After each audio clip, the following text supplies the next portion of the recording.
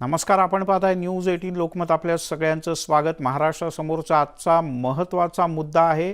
खरं तर एक नाही, दोन महत्त्वाचे मुद्दे आहेत. कारण दोन महत्त्वाच्या मुद्द्यावरून राज्य सरकारनं दोन महत्त्वपूर्ण, सविस्तर आणि सर्वपक्षीय बैठकांचं आयोजन केलं आहे. राज्यातील मराठा आणि ओबीसी आरक्षणाच्या मुद्द्यावर चर्चा करण्यासाठी मुख्यमंत्री उद्धव ठाकरे यांनी मुंबईत बैठकीचं आयोजन केलं आहे. ही सर्वपक्षीय बैठक आहे. दुपारी 4 वाजता मराठा आरक्षणाच्या मुद्द्यावर बैठक होऊन चर्चा होणार आहे, तर संध्याकाळी 6 वाजता ओबीसी आरक्षणाच्या मुद्द्यावर चर्चा होणार आहे. गेल्या आठवड्यामध्ये 27 ऑगस्ट रोजी ओबीसी आरक्षणाच्या मुद्द्यावरून चर्चा करण्यासाठी मुख्यमंत्र्यांनी सर्वपक्षीय बैठक बोलावली होती. या बैठकीत मुख्यमंत्री उद्धव ठाकरे यांनी आरक्षणाच्या संदर्भात अनेक राजकीय पक्षांच्याकडून मतं मागवली होती. त्यामुळे या बैठकीत प्रत्येक राजकीय पक्ष आपापली औपचारिक आणि अधिकृत भूमिका मांडेल असं बोललं जात आहे. प्रणाली कापसे आपले प्रतिनिधी आपल्यासोबत आहेत. प्रणाली, दोन बैठका अतिशय महत्त्वाच्या. अगदी खरं मिलिंद सर, गेल्या आठवड्यामध्ये म्हणजे 27 तारखेला ज्यावेळेला ही बैठक झालेली होती त्यावेळेलाच असं ठरलेलं होतं की ज्या काही सूचना गेल्या बैठकीमध्ये सुचवण्यात आलेल्या होत्या त्यावर काय अंमलबजावणी करता येऊ शकते, काय करणं शक्य आहे अथवा शक्य नाही, या सगळ्याचा विचार विनिमर्श घेऊन त्याबद्दलची माहिती घेऊन पुढच्या आठवड्यामध्ये पुन्हा एकदा बैठक घेतली जाईल असं ठरलेलं होतं. त्यानुसार आज ही बैठक होती आहे. 4 वाजता मराठा आरक्षणाच्या संदर्भात आणि 6 वाजता ओबीसी आरक्षणाच्या संदर्भात ही बैठक होणार आहे. गेल्या वेळेला केवळ ओबीसी आरक्षण जे आहे, राजकीय आरक्षण, या संदर्भामध्ये ही बैठक झालेली होती. त्यावेळेला या सर्वपक्षीय बैठकीमध्ये भाजपच्या वतीनं देवेंद्र फडणवीस आणि प्रवीण दरेकर हे दोघेही उपस्थित राहिलेले होते. त्यांच्या ज्या सूचना वारंवार जे ते बोलून दाखवत असतात, प्रसारमाध्यमांशी म्हणावा किंवा इतर माध्यमातून, ते सगळे मुद्दे त्यांनी त्या दिवशी बैठकीमध्ये मांडले. ओबीसी आरक्षण दिल्याशिवाय, ओबीसींना राजकीय आरक्षण दिल्याशिवाय कुठल्याही निवडणुका होऊ नये यावर सगळ्याच राजकीय पक्षांचं एकमत झालेलं होतं. परंतु हे आरक्षण मिळावं यासाठी पुढची पावलं उचलली गेली पाहिजे. एकीकडे कोर्टामध्ये सुद्धा धाव घेतली पाहिजे, दुसरीकडे इम्पेरिकल डेटा मिळवण्याची तयारीसुद्धा केली गेली पाहिजे. हे पुन्हा एकदा देवेंद्र फडणवीस यांनी बोलून दाखवलेलं होतं. सोबतच हा संपूर्ण मुद्दा हा केंद्राशी संबंधित नाही, एम्पेरिकल डेटा गोळा करण्याची जबाबदारी ही राज्य सरकारची आहे असंच पुन्हा एकदा बोलून दाखवलेलं होतं. आज आता या जे काही मुद्दे विरोधकांनी म्हणा किंवा सत्ताधारी पक्षातल्या लोकांनी जे मांडलेले होते त्याच्यावर नेमकी काय पावलं उचलणं शक्य आहेत, कायदेशीररित्या काय केलं जाऊ शकतं, इम्पेरिकल डेटा मिळवण्याच्या संदर्भामध्ये पुढची पावलं काय उचलली जाऊ शकतात, या सगळ्या मुद्द्यांबद्दल माहिती विरोधकांना दिली जाईल. दरम्यानच्या काळात आणखी काही सूचना असतील तर त्या सूचनासुद्धा घेतल्या जातील. परंतु सगळ्याच राजकीय पक्षांचं यावर एकमत आहे की कुठलीही निवडणूक ही ओबीसींना आरक्षण मिळवल्याशिवाय केली जाऊ नये. मराठा आरक्षणाच्या संदर्भात सुद्धा आपण पाहतो आहोत की सातत्यानं प्रयत्न सुरू आहे. काल छत्रपती राजे संभाजी हे सुद्धा राष्ट्रपतींना भेटून आले. ते सुद्धा सर्वपक्षीय प्रतिनिधी घेऊन राष्ट्रपतींना भेटायला गेलेले होते. त्यात सुद्धा काय करता येणं शक्य आहे हे बघितलं जाईल. काल विनायक मेटेंनी आंदोलन केलेलं होतं. त्यांचं पुन्हा एकदा तेच म्हणलेलं होतं की जे उपसमितीचे अध्यक्ष आहेत अशोक चव्हाण, त्यांना त्यांच्या पदावरून काढून टाकण्यात यावं. त्यामुळे एकूणच मराठा आरक्षण असेल किंवा ओबीसी आरक्षण असेल, या आरक्षणाच्या मिळवण्याच्या दृष्टीनं आजच्या या बैठका अतिशय महत्त्वाच्या आहे. मुख्य म्हणजे या बैठका सर्वपक्षीय आहे. विरोधक जे आतापर्यंत म्हणत होते की शासन आमची कुठलीच भूमिका ऐकून घेत नाही, त्यांना सुद्धा या बैठकीत समावेश करण्यात आला. बरं, प्रणाली, तू राहाच आपल्यासोबत. प्रकाश शेंडगे आपल्यासोबत जोडले गेलेत, ओबीसी समाजाचे मोठे नेते आहेत. प्रकाशजी, स्वागत आहे आपलं. आज बैठक होते, सगळेच पक्ष लिखित स्वरूपात काही मांडतील आणि यातून 2 पावलं पुढे जातील असं वाटतंय? नाही, याच्यामध्ये आजच्या बैठकीचा जो हेतू आहे तो ओबीसीचं जे आरक्षण, जे राजकीय आरक्षण, जे जिल्हा परिषद, पंचायत समिती, स्थानिक स्तरात जे हे झालेलं सुप्रीम कोर्टच्या ऑर्डरनुसार, त्यामुळे जी परिस्थिती उद्भवलेली आहे त्याच्याविषयी नक्की ठोस निर्णय घेण्याची आज बैठक आहे. आणि आमची अपेक्षा असे की आजच्या बैठकीमध्ये सरकार म्हणजे सगळं पक्ष भूमिका तर मांडतायत की नक्की निवडणुका आरक्षणाशिवाय होऊ नयेत, पण त्याविषयी नक्की ठोस कार्यक्रम काय आहे, निवडणुका कशा पुढे घेणार आहेत. कारण सुप्रीम कोर्टचा आदेश निवडणूक आयोगाला आहे की तुम्ही ह्या निवडणुका घेतल्या पाहिजेत म्हणून. 15 दिवसात निवडणुका घ्या. आता मागच्या वेळी आपण ते कोरोनाचं कारण काढून पुढे गेल्या, पण आता आता काय पर्याय आहे? सरकार काय पर्याय देणार आहे का? कशा पुढे ढकलणार आहे? ह्याविषयी आजच्या बैठकीत निर्णय होणं अपेक्षित आहेत. आणि हो दुसरं म्हणजे जो पण इम्पिरिकल डेटा जो आहे तो डेटा गोळा करायचं जे काम जे आहे ते आज सगळ्यात सुरू झालेलं नाही. आता 5 महिने व्हायला लागलेले आहेत. काय आमची ती अपेक्षा आहे की नक्की ह्या मागासवर्गीय आयोगाकडून इम्पिरिकल डेटा जो आहे ते गोळा करण्याच्या कामाला सुरुवात करण्याचे आदेश आज आज निघतील अशी आमची अपेक्षा आहे. त्याला लागणारा निधी जो आहे तो निधी बरोबर, पण दिला त्याची गेला तरतूद जाईल. करायला लागेल. खरं आहे. त्याच्यात 435 कोटी त्यांनी मागितलेले आहेत. हो त्यातला ₹1 सुद्धा निधी अजून दिलेला नाहीये. अजून दिलेलं नाही. पण मग प्रकाशजी, पहिला टप्पा म्हणून आज सर्वपक्षीय नेते असा निर्णय घेऊ शकतात, कारण सगळ्यांनी एकत्रित मागणी केली तर निवडणूक पुढे ढकलली जाऊच शकते. बघा, मागणी कुणाकडे करणं हा महत्वाचा मुद्दा आहे. कुणाकडे मागणी करणार? ते आपसात मागणी करून मुख्यमंत्र्यांना मागणी करून उपयोग नाहीये. एक तर सुप्रीम कोर्टाला मागणी केली गेली पाहिजे, त्यात निवडणूक आयोगाला मागणी केली गेली पाहिजे की इथं परिस्थिती निवडणुका घेण्याजोगी नाहीये. हो त्याच एका मुद्द्यावरती ही निवडणूक पुढे जाऊ शकते. मग त्या बाबतीत ठोस निर्णय आज होणं आवश्यक आहे सगळ्या पक्षाच्या बैठकीमध्ये. पण मग तुम्ही अशी स्पष्ट भूमिका मांडणार आहात की ही निवडणूक पुढे ढकलण्यासाठी सगळ्यांनी मिळून एकमुखी प्रस्ताव करा म्हणून? हो नक्कीच. त्याच्याशिवाय दुसरा पर्यायच नाहीये. नुसती चर्चा करून नुसती पोकळ सहानुभूती घेऊन उपयोग नाही ना. आम्ही सगळ्यांचं स्वागत केलं, तर सगळ्यांनी पाठिंबा दिलाय किंवा भूमिका मांडली की आम्ही निवडणुका होऊ देणार नाही. पण कशा होणार नाही, कशा निवडणुका पुढे घेणार आहेत, इम्पिरिकल डेटा कधी गोळा करणार आहेत, तो इम्पिरिकल डेटा गोळा केल्याशिवाय सुप्रीम कोर्ट परवानगी नक्की देणार नाहीये. हे तर काळ्या दगडावरची पांढरी रेघ आहे. मग याविषयी नक्की ठोस कार्यक्रम आजच्या बैठकीत शासनातर्फे हे फायनलाइज झाला पाहिजे अशी आमची सगळ्या ओबीसी समाज बांधवांची अपेक्षा आहे. बरं, एक प्रश्न असा की यातून मार्ग काढण्याकरता असाही प्रस्ताव पुढे येऊ शकतो का, किंवा निवडणूक आयोग असं सुचवू शकतं का की समजा बाबा 100 मधल्या 22 जागा आहेत, तर या 22 जागांची निवडणूक आपण घेऊया नको, बाकीच्या जागांची निवडणूक प्रक्रिया आपण पार पाडू? नाही, निवडणूक आयोग तसा निर्णय घेऊ शकत नाही, कारण सुप्रीम कोर्टचे डायरेक्टिव्ह आहेत. सुप्रीम कोर्टचे डायरेक्टिव्ह निवडणूक आयोग हे करणार नाही, उल्लंघन करणार नाही. उलट सुप्रीम कोर्टाने निवडणूक घ्या म्हणून सांगितलेलं आहे. हो, त्यामुळे एक तर सुप्रीम कोर्टात जावं लागेल, त्यांच्याकडून आदेश घ्यावा लागेल, नाहीतर निवडणूक आयोगाला स्पष्ट सांगावं लागेल परिस्थिती निवडणुका घेण्याची नाहीये, त्यामुळे ह्या निवडणूक आता घेऊ नये. आणि मधल्या काळामध्ये इम्पिरिकल डेटाविषयी ठोस कार्यक्रम आखून येत्या 2-3 महिन्यांमध्ये इम्पिरिकल डेटा गोळा करून त्यानुसार हे आरक्षण पुनर्स्थापित होऊ शकतं, त्यानंतर निवडणुका होऊ शकतात. प्रकाशजी, मधल्या काळात तुमची काही वेगवेगळ्या राजकीय पक्षांच्या नेत्यांची भेट झाली का, बोलणं झालं का? त्यांनी काय म्हटलंय, आज काय भूमिका मांडणार आहेत हे पक्ष? तर राजकीय पक्षांची भूमिका तर स्पष्ट आहे की सगळ्यात आता पवार साहेबांची सुद्धा भूमिका मांडलेली आहे. राष्ट्रवादी काँग्रेसची परवा बैठक झाली, त्यांनी सुद्धा पाठिंबा दिला की ह्या निवडणुका ह्या आरक्षणाशिवाय होऊ नयेत. काय अशा प्रकारे सगळ्या पक्षांनी हे केलं. आम्ही आयोगाला सुद्धा भेटलो, आयोगाचे अध्यक्ष, आयोगाच्या सदस्यांना भेटलो. त्यांना सुद्धा सांगितलं की आमची काय मदत लागेल इम्पिरिकल डेटा गोळा करण्यासाठी, कारण केंद्रातनं भुजबळचा प्रयत्न करतात केंद्रात डेटा आणायचा, पण केंद्रात डेटा कितपत मिळेल आणि कितपत नाही हा साशंक आहे. म्हणून काय महाराष्ट्रातलं काम थांबवणे हे चुकीचं आहे. आणि आज आज आज तरी ते काम थांबलेलं आहे. आमच्या माहितीप्रमाणे जो पण आयोगाला निधी दिला जात नाही, फंड्स दिले जात नाही, त्यांना मॅनपॉवर दिली जात नाही, तो पण आयोग हे काम सुरूच करू शकत नाहीये. काय अशी परिस्थिती आहे, फॅक्ट. बर प्रकाशजी, तुर्तास धन्यवाद. तुम्ही सविस्तर ही माहिती दिली त्याबद्दल. न्यूज 18 लोकमतशी बोलल्याबद्दल धन्यवाद. मुळात आयोगाला आर्थिक तरतूदसुद्धा नाही की जो इम्पिरिकल डेटा गोळा करायचा आहे त्यासाठी मोठ्या प्रमाणात रचना तयार करावी लागेल, त्यासाठी आर्थिक तरतूद नाही. मुळात आयोगावर माणसांची नियुक्ती नाही, आयोगाकडे माणसंही नाहीत सगळं काम करण्यासाठी. किमान डेटा गोळा करण्याचं काम करण्याच्या आधीसुद्धा जी पूर्वतयारी करावी लागते यासाठी सुद्धा आयोगाकडे माणसं नाहीत. त्यामुळे ती माणसंही दिली पाहिजेत, निधीची तरतूदही केली पाहिजे. आणि याबरोबरच निवडणुका आणखीन काही काळ पुढे ढकलणं गरजेचं आहे. अन्यथा सुप्रीम कोर्टाच्या आदेशानुसार निवडणूक आयोगाला विशिष्ट कालावधीमध्ये या निवडणुका घ्याव्याच लागतील. आणि त्या निवडणुका जर का विशिष्ट कालावधीत झाल्या नाहीत तर तो निवडणूक आयोगाचा अपमान ठरेल, तर तो सर्वोच्च न्यायालयाचा अपमान ठरेल. आणि त्यामुळे निवडणूक आयोग बाध्य आहे अशा प्रकारच्या निवडणुका घेण्यासाठी.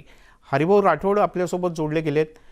हरिभाऊ माजी खासदार आहेत आणि मोठा अनुभव आहे या विषयातला त्यांचा. हरिभाऊ, आज तुम्ही सुद्धा या बैठकीला असणार आहात का? आणि निवडणुका पुढे ढकलाव्यात अशी एकमुखी मागणी या बैठकीत होऊ शकते का?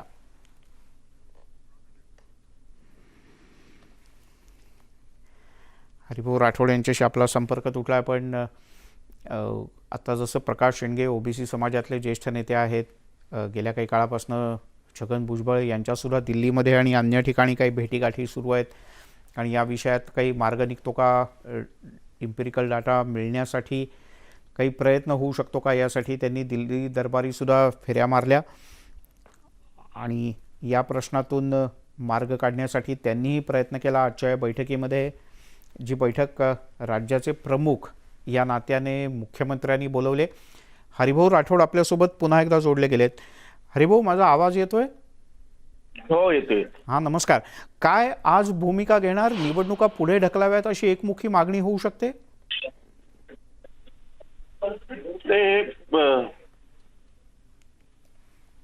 हो, येतोय.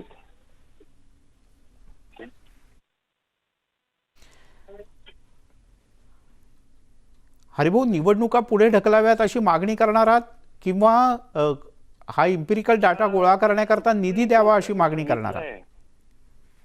त्याप्रमाणे एम्पिरिकल डाटा गोळा करण्यासाठी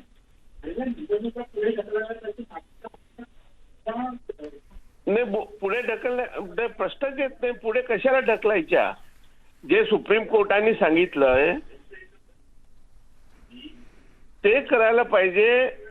आपल्याला पुढे ढकलण्याचा प्रश्न नंतर येईल की तुमच्याकडे इम्पेरिकल डाटा जर जमा झाला नाही तर. आजचे जे दोन्ही जटिल प्रश्न आहे, मराठा आरक्षण आणि ओबीसीचं स्थानिक स्वराज्य संस्थेमधलं आरक्षण, या दोघांना एकच उपाय आहे की तुम्ही जनसंख्या करायलाच पाहिजे. ते तुम्हाला टाळता येणार नाही आणि जनसंख्या आपण 2 महिन्यात करू शकतो. इम्पेरियल डाटा 2 महिन्यात आपण जमा करू शकतो, माझं वारंवार म्हणणं आहे. आणि त्यामुळे लोकसंख्या जर आपल्याकडे मिळाली तर मराठा आरक्षणही सुटू शकतो आणि हे ओबीसीचं स्थानिक स्वराज्य संस्थेमधलं आरक्षण पण, हे दोन्ही जटिल प्रश्न सुटू शकतात. नाही, पण हरिभाऊ, निवडणूक तर आत्ता घ्यायला लागणार आहे सर्वोच्च न्यायालयाने म्हटल्याप्रमाणे. मग जर का ओबीसींना त्याच्यात समाविष्ट न करता किंवा त्यांच्या जागांव्यतिरिक्त निवडणूक घ्यायची झाली तर ती चालणार आहे का? नाही, गरज नाही ना. हे बघा, आपल्याकडे 4 महिने बघा. मेन सगळ्या निवडणुका फेब्रुवारी 2022 मध्ये होणार आहे, बरोबर? आपल्याकडे 6 महिने आणखी. आणि हे 2च महिन्यात आपल्याला इम्पेरिकल डाटा गोळा करता येईल, लोकसंख्या घेता येईल. हे बघा, मी परत सांगतो आपल्या माध्यमातून, आजच्या मीटिंगसाठी सुद्धा मी सांगतो की तुम्हाला जे आपल्याकडे मतदार याद्या आहेत त्या मतदार याद्यावरून सुद्धा आपल्याला मागासवर्गीय, एससी, एसटी आणि ईडब्ल्यूएस सगळी माहिती, मराठा, ब्राह्मण, सगळ्यांची माहिती घेता येईल. आणि तीच यंत्रणा जी आपण मतदानासाठी वापरतो ती पूर्ण यंत्रणा आपल्याला कामाला लावून हे इम्पेरिकल डाटा आपल्याला घेता येईल. हे उगीच आता 450-400-500 कोटीची गरज नाही आहे. आपल्याकडे पूर्ण स्टाफ आहे, आपल्याकडे यंत्रणा आहे. संपूर्ण यंत्रणा आपण जी मतदानाच्या वेळेस लावतो, निवडणुकीच्या वेळेस, ती यंत्रणा लावून आपल्याला हे करता येईल. मी वारंवार सांगतोय. तर त्याप्रमाणे जर आपण काम केलं तर आपल्याला मुदत वाढवून घेण्याची सुद्धा गरज पडणार नाही. बर, पण मग आज तातडीनं निधी उपलब्ध करून देणं, हा इम्पेरिकल डाटा गोळा करण्यासाठी जरी मतदार यादी हा आधार मानला तरी त्यासाठी माणसांची व्यवस्था करणं, या 2 प्रमुख गोष्टी तुम्ही मांडणार आहात? हो, परत तुम्हाला मी सांगतो आपल्याला. नाही हरिभाऊ, मी विचारतोय याच्याकरता की मगाशी प्रकाश शेंडगे सर आपल्यासोबत होते आणि प्रकाश भाऊंचं असं म्हणणं होतं की निवडणुका पुढे ढकलल्या पाहिजेत आणि त्याच्याकरता आत्ताच मागणी केली पाहिजे आणि निवडणूक आयोगाला आत्ताच म्हटलं पाहिजे की निवडणुका पुढे ढकला. निवडणुका पुढे ढकलता येणार नाही. सुप्रीम कोर्टाच्या आदेशाप्रमाणे कोण ढकलणार आहे? गव्हर्नमेंटचा निर्णय घेऊ शकत नाही. तो अधिकार गव्हर्नमेंटला नाही आहे निवडणूक पुढे ढकलण्याचा. तर सुप्रीम कोर्टाच्या आदेशाप्रमाणे त्यांनी निवडणूक आयोगाला सांगितलं आहे. तर निवडणूक आयोगाची जबाबदारी काय आहे? वेळेवर आणि व्यवस्थित निवडणुका पार पाडणं ही त्यांची जबाबदारी आहे. आता त्यांना एम्पिरिकल जो डाटा पाहिजे आहे तो आपण मिळवू शकतो, 2 महिन्यात मिळवू शकतो. आणि त्यासाठी पूर्ण यंत्रणा म्हणजे सरकारची केवढी मोठी यंत्रणा आहे, बर सगळी यंत्रणा लावून तुम्ही हे आकडेवारी घेऊ शकता. बरं. आणि मी म्हणजे- याच्यात एक मार्ग सुचवतो आणखी. हा. तुम्ही जनसंख्या न करता मतदार यादीच मोजून घ्या. चला मतदार जे आहेत वोटर्स जरी मोजले आपण त्याच्यावर तरी सुद्धा त्याच्यातली माहिती जमा होईल. ST, ST, EWS हे सगळं काढतायत. बर. हरिभाऊ, न्यूज 18 लोकमतशी बोलल्याबद्दल धन्यवाद.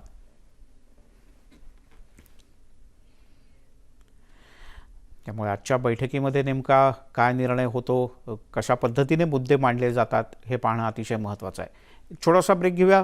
ब्रेक नंतर अन्य काही महत्त्वाच्या बातम्या.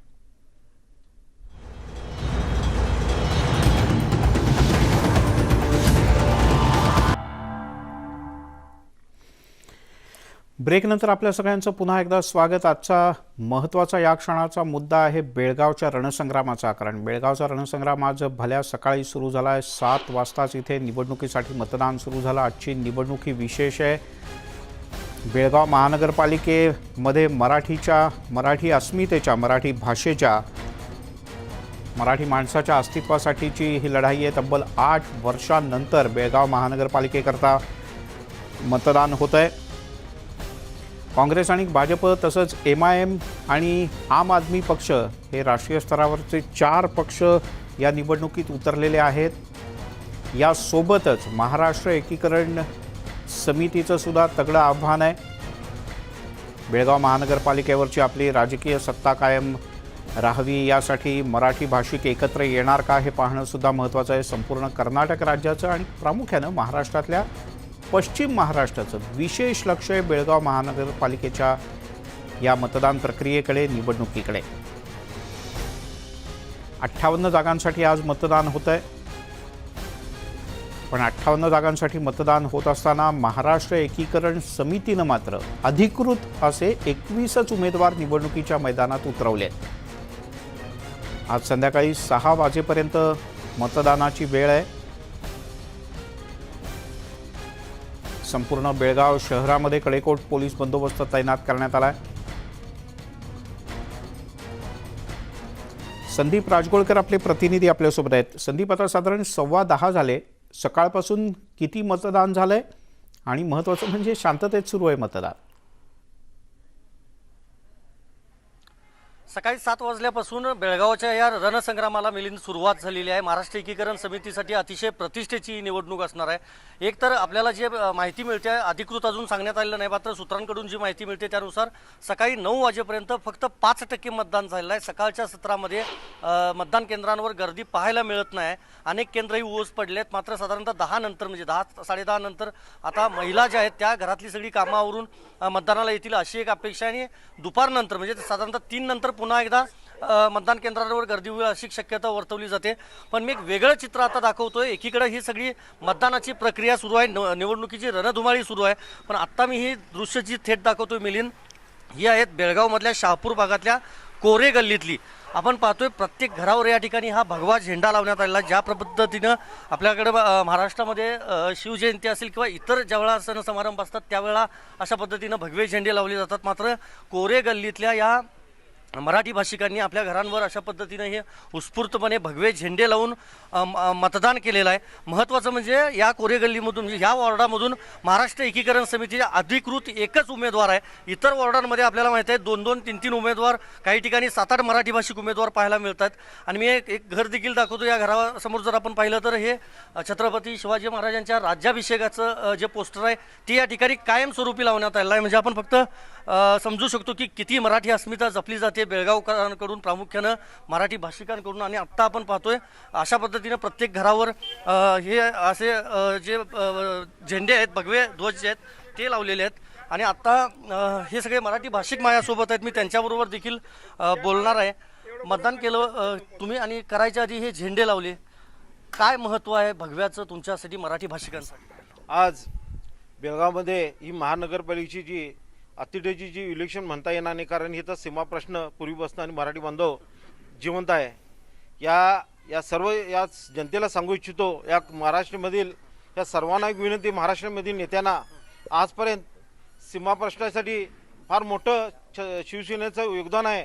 आज समितीनं या सीमा प्रश्नासाठी हुतात्मे दिलेले आहेत. हे हुतात्मे वाया जाऊ नये, हे बलिदान वाया जाऊ नये, यासाठी आम्ही भगवे झेंडे लावून छत्रपती कोणतंही कार्य असेल सामाजिक कार्य, त्या कार्यामध्ये छत्रपती शिवाजींचं पूजन केल्याशिवाय आणि भगवा ध्वज लावल्याशिवाय आम्ही कोणतंही कार्य करत नाही. काही वेळापूर्वी म्हणजे माझं लाईव्ह चालू होण्यापूर्वी पोलिसांच्या 2 गाड्या इथून गेल्या. एका पोलिसांना तर फोटो पण काढले आणि ते कदाचित आता पाठवले असतील वरिष्ठांना. जर काढले जातील असं वाटतं, म्हणजे प्रयत्न होईल तसा? तसे काढूच शकत नाहीत, कारण हे हिंदूंचं प्रतीक आहे. आम्हाला राजकीय पक्षांनी हिंदुत्वाबद्दल सांगू नये. तुम्ही भगव्या ध्वजाचं रक्षण करू शकत नाही तर देशाचं काय रक्षण करणार? हा माझा जनतेला, सर्व या राजकीय पक्षांना, नेत्यांना प्रश्न आहे.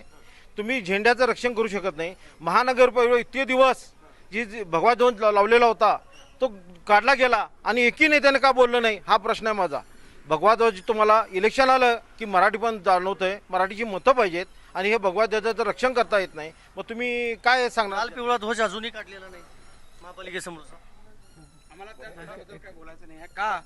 आपण सरकारी यंत्रणा राबवून जो काय त्याच्या नाही तो इनलिगली ध्वज लावला आहे, त्याला त्या ध्वजाबद्दल आम्हाला काय बोलायचं नाही.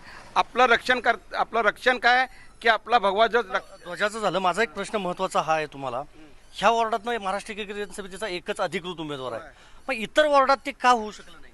तेच आज मी सांगत आहे की कळकळीची विनंती 58 वार्डातील नगरसेवकांना काय होणाऱ्या मराठी भाषिकांनी जे प्रयत्न चालू आहेत, आज कोरेगल्लीवासियांनी जे काही ध्येय ठेवलेत, असं ध्येय 58 मध्ये सगळ्या लोकांनी ठेवून 58 मध्ये आमचे 35 ते 40 नगरसेवक निवडून आणावं असे विचार करून मी. आता वेळ निघून गेले ना, महाराष्ट्र एकीकरण समिती एकत्र काय नेते काय आज हेच आहे. नेते मंडळी काय केले की तुमच्या गल्लीतले जे पंचमंडळी असतील, ज्येष्ठ नागरिक असतील, या सर्वांच्या वतीनं तुम्ही उमेदवार द्या असं सांगितलं होतं. आज आमच्या ह्या कोरेगल्लीचा अभिमान म्हणून सांगतो की आजपर्यंत इतिहास आहे, कोरेगल्ली पंचमंडळाने एकदा आदेश दिला, त्या आदेशापुढे अजून एकही नेते कार्यकर्ता पुढे गेलेला नाहीये, हे मुद्दाम उल्लेख करावा लागेल. मी आता एका वॉर्डात गेलो होतो, कनवाळ गल्ली काय आहे कोनवाळ गल्ली, 19 मराठी उमेदवार आहेत त्या एका वॉर्डात. हेच या सर्व मराठी जनतेला आम्ही तिथं पंचमंडळी एकत्र करण्याचा प्रयत्न केला, खरं झालेलं नाही. या मराठी अस्मितेसाठी काय राजकीय पक्ष हे असे उठून ठेवतात, ते मराठी माणूस ह्या निवडणुकीच्या संदर्भात जागा झाला पाहिजे. आपण आपल्यासाठी कोण आहे, आपण काय करायला लोक, आणि मराठी अस्मिता, मराठी हे संपवण्याचं कोणी याच्यामध्ये तुम्ही मला एक सांगा, काही महिन्यांपूर्वी आता लोकसभेची पोटनिवडणूक झाली, म्हणजे भाजप काँग्रेसनं धसका घेतला होता महाराष्ट्र एकीकरण समितीचा, मराठी भाषिकांचा. दुर्दैवानं पराभूत झालो आपण आणि भाजपचा तिथं उमेदवार आला. म्हणजे पण ते जे वातावरण होतं ते ह्या निवडणुकीत का बघायला मिळत नाही? कोरेगल्लीच्या म्हणजे हा कोरेगल्लीचा प्रश्न हा वेगळा आहे. या कोरेगल्लीमध्ये पंचमंडळी ही ठामपणे सगळ्या म्हणजे पब्लिकच्या पाठीमागे थांबलेली असते आणि पंचांचा निर्णय हा अखेरचा मानला जातोय. या पंचांनी एक घटनाच तयार केली आणि त्या घटनेमधनं आपला उमेदवार कसा असावा या प्रकारचं एक त्यांनी चांगलं कार्य केलेलं आहे. तुमचा आदर्श ते का घेत नाही? मग तोच आदर्श बाकीच्या वार्डांनी घ्यावा आणि त्यामुळे आमच्यात आज एकी झाली आणि मराठी उमेदवार एकच आमच्याकडे थांबला. त्याचं कारण आम्ही त्या उमेदवाराचं मुलाखत घेताना किंवा शोधाशोध करताना आम्ही एक नवीन पायंडा थांबवतो. रिलायन्स समूहाचे प्रमुख मुकेश अंबानी क्लायमेट समिट मध्ये बोलतात. आपण थेट जाऊयात. The first will be an integrated solar photovoltaic module factory. The second will be an advanced energy storage battery factory. The third will be an electrolysis factory for production of green hydrogen. The fourth will be a fuel cell factory for converting hydrogen into mobile and stationary power. Over the next 3 years, we will invest over rupees 75,000 crores in these initiatives. Reliance will thus create and offer a fully integrated end-to-end renewable energy ecosystem to India and Indians. Prime Minister Shri Narendra Modi ji has set the goal to reach 450 gigawatts of renewable energy capacity by 2030. Out of this, Reliance will establish and enable at least 100 gigawatts of solar energy by 2030. This will create a pan-India network of kilowatt and megawatt scale solar energy producers who can produce green hydrogen for local consumption. This will bring enormous benefits and prosperity to rural India. Efforts are on globally to make green hydrogen the most affordable fuel by bringing down its cost to initially under $2 per kilogram. Let me assure you all that India and Reliance will aggressively pursue this target and achieve it well before the turn of this decade. And India has always set and achieved even more audacious and impossible goals. And I am sure that India can set even more aggressive target of achieving $1 per kilogram within a decade. This will make India the first country globally to achieve $1 per kilogram of hydrogen in 1 decade, the 111 target for green hydrogen. India has achieved several goals that seemed impossible over the years. And I am sure this 111 target for green hydrogen will also be achieved by our talented young entrepreneurs, researchers, and innovators. Respected Prime Minister Shri Narendra Modi ji, you are the architect of a new India. Your vision of new India is propelled by new and renewable energy. It will create millions of new and high-value green jobs for our youth. It will give a big boost to green enterprise in India, who can proudly proclaim made in India, by India, for India, and for the world. It will transform India from a large importer of fossil energy to a large exporter of clean energy solutions. It will also bridge the green energy divide in India and globally. I am certain that under your dynamic leadership, India will present to the world a template of a green economy movement which will truly be a people's movement. On behalf of all my colleagues in the Indian industry, and on behalf of Reliance Industries, and on my own behalf, I pledge full support and commitment to your vision and mission. Thank you.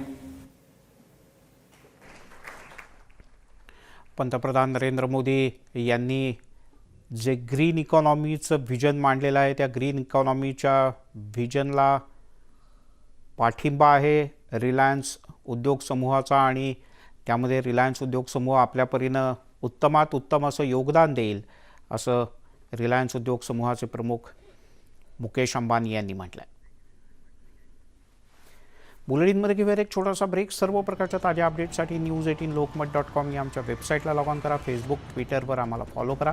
तसंच आमच्या YouTube चॅनलला subscribe करा.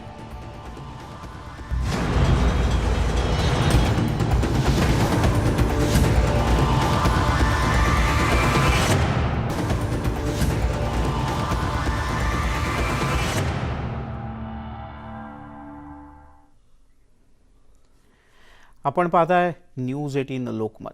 आणि आता वळूयात पुढच्या काही महत्त्वाच्या बातम्यांच्याकडे. आमदार नितेश राणे यांनी मुख्यमंत्री उद्धव ठाकरे यांना एक पत्र लिहिलं आहे. सामान्य मुंबईकरांना खेळाची मैदानं, जलतरण तलाव, उद्यानं पाहायला मिळावीत, त्याचा लाभ घेता यावा, तसंच आपली कौशल्य विकसित करता यावीत यासाठी बाळासाहेब ठाकरे यांनी बृहन्मुंबई क्रीडा आणि ललित कला प्रतिष्ठानची स्थापना केली होती. मात्र त्यांच्या स्वप्नातलं हे प्रतिष्ठान भ्रष्टाचाराचं केंद्र करण्यात येत असल्याचा आरोप नितेश राणे यांनी केला आहे. या प्रतिष्ठानच्या आधिपत्याखाली मुलुंडमधील क्रीडा संकुलाचा तरण तलाव, अंधेरीतील शहाजीराजे भोसले क्रीडा संकुलाचा कारभार चालतो. या प्रतिष्ठानवर विशेष कार्यकारी अधिकारी म्हणून देवेंद्र कुमार जैन यांची नियुक्ती झाली आणि नियुक्ती झाल्याच स्विमिंग पूल, बॅडमिंटन कोर्ट यांच्या खाजगीकरणाचा घाट घातला जातोय असा आरोप त्यांनी केला आहे. महत्त्वाची बाब म्हणजे देवेंद्र कुमार जैन हे महापौरांचेही OSD आहेत. या दोन्ही संकुलातून मिळणारा पैसा प्रतिष्ठानच्या तिजोरीत जमा होतो. त्यामुळे नफ्यात चालणाऱ्या तरण तलावाचं खाजगीकरण कशासाठी आणि कुणासाठी असा प्रश्न या पत्राच्या माध्यमातून नितेश राणे यांनी मुख्यमंत्र्यांना केला आहे. स्वतः नितेश राणे आपल्यासोबत आहेत. नितेश राणे, तुम्ही विशिष्ट अधिकाऱ्यांचं नाव घेतलं आहे आणि ते कुठे कुठे नियुक्त आहेत हे या पत्रात लिहिलं आहे. तुम्हाला थेट काय म्हणायचं आहे? कुठल्या पद्धतीने राजरोस पद्धतीने मुंबईला खाजगी करण्याच्या माध्यमातून विकण्याचा घाट शिवसेना करते आहे, हे उत्तम उदाहरण या निमित्ताने जनतेसमोर आलं असेल. एका बाजूला बाळासाहेबांच्या नावाने सत्ता स्थापन केली, बाळासाहेबांच्या स्वप्न पूर्ण करण्यासाठी मी मुख्यमंत्री पद स्वीकारलं असं म्हणायचं, आणि दुसऱ्या बाजूला बाळासाहेबांच्या विचारावर चालणाऱ्या ह्या सगळ्या गोष्टी ह्याला खाजगीकरणाच्या निमित्ताने कसं विकायला काढायचं हे आपल्या समोर आलेलं असेल.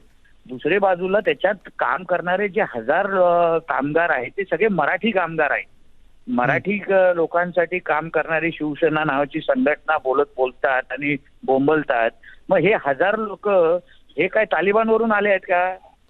आणि हे हजार लोक बहुसंख्य शिवसैनिकच आहेत. म्हणजे शिवसैनिकांना बेरोजगार करण्याचं काम महापौर आणि ह्या सगळ्यांच्या माध्यमातून राजरोस पद्धतीने होत आहे.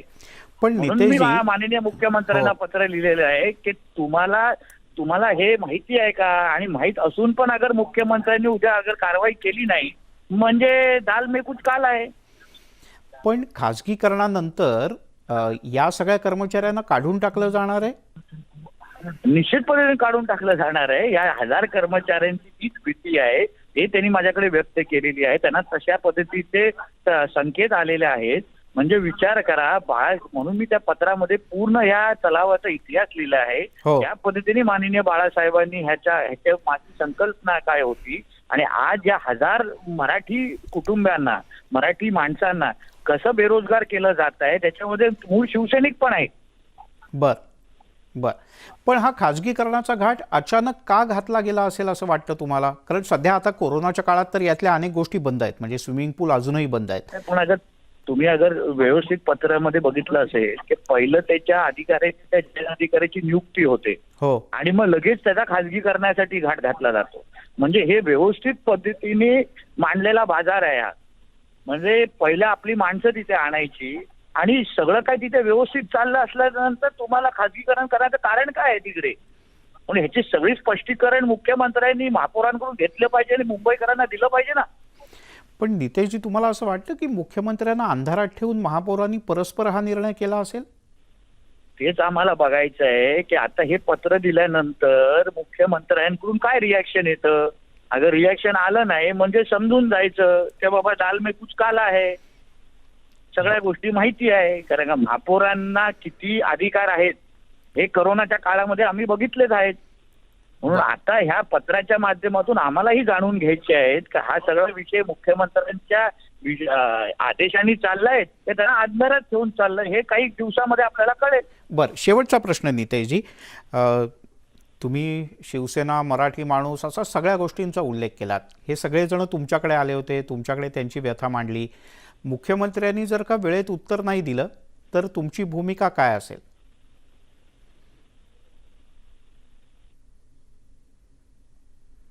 नितेशजी, माझा आवाज पोहोचतोय तुमच्यापर्यंत? नितेश राणे यांच्याशी आपला संपर्क बहुधा तुटलेला आहे, पण एक प्रकारे त्यांनी सूचित केलंय की मुख्यमंत्र्यांनी जर का यावर उत्तर दिलं नाही किंवा योग्य भूमिका घेतली नाही तर यामध्ये मुख्यमंत्र्यांचाही सहभाग आहे असं त्यांना थेट म्हणायचं होतं. आणि एवढंच नाही तर कदाचित ते पुढच्या काही काळात या सगळ्या कर्मचाऱ्यांना बरोबर घेऊन एखादं आंदोलनसुद्धा छेडू शकतात. अर्थात हे सांगेपर्यंत नितेश राणे यांचा संपर्क तुटला, पण आणखीन एक मोठा मुद्दा नितेश राणे यांनी या निमित्तानं उपस्थित केला आहे आणि कदाचित भाजप आणि शिवसेनेतल्या संघर्षाचं हे दुसरं पर्व कदाचित लवकरच पाहायला मिळू शकतं. एक छोटासा ब्रेक घेऊया, लगेचच परत येतो.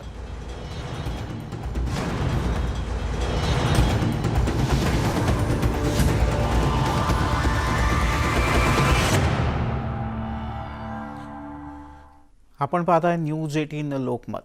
एक पत्र पुढच्या 2 दिवसात चांगलाच वादाचा विषय ठरणार आहे. हे पत्र लिहिलं आहे आमदार नितेश राणे यांनी आणि हे पत्र लिहिलं आहे त्यांनी मुख्यमंत्री उद्धव ठाकरे यांना. मुंबईतली 2 क्रीडा संकुलं या संदर्भात हे पत्र आहे. शिवसेना प्रमुख बाळासाहेब ठाकरे यांच्या स्वप्नातील बृहन्मुंबई क्रीडा आणि ललित कला प्रतिष्ठान या दोन्हीच्या खाजगीकरणाचा घाट महानगरपालिकेनं घातला आहे का? इथे एका अधिकाऱ्यांची नियुक्ती करण्यात आली आणि नंतर तातडीनं या दोन्ही ठिकाणचं खाजगीकरण झपाट्यानं सुरू झालं आहे असा त्यांचा आरोप आहे. या प्रतिष्ठानवर विशेष कार्यकारी अधिकारी म्हणून देवेंद्र कुमार जैन यांची नियुक्ती करण्यात आली आणि हेच देवेंद्र कुमार जैन हे मुंबईच्या महापौरांचे सुद्धा OSD आहेत. आणि या खाजगीकरणाचा घाट घातला जात असताना इथे काम करणाऱ्या सुमारे 1000 मराठी कामगारांना सुद्धा वाऱ्यावर सोडलं जाणार आहे असा त्यांचा आरोप आहे.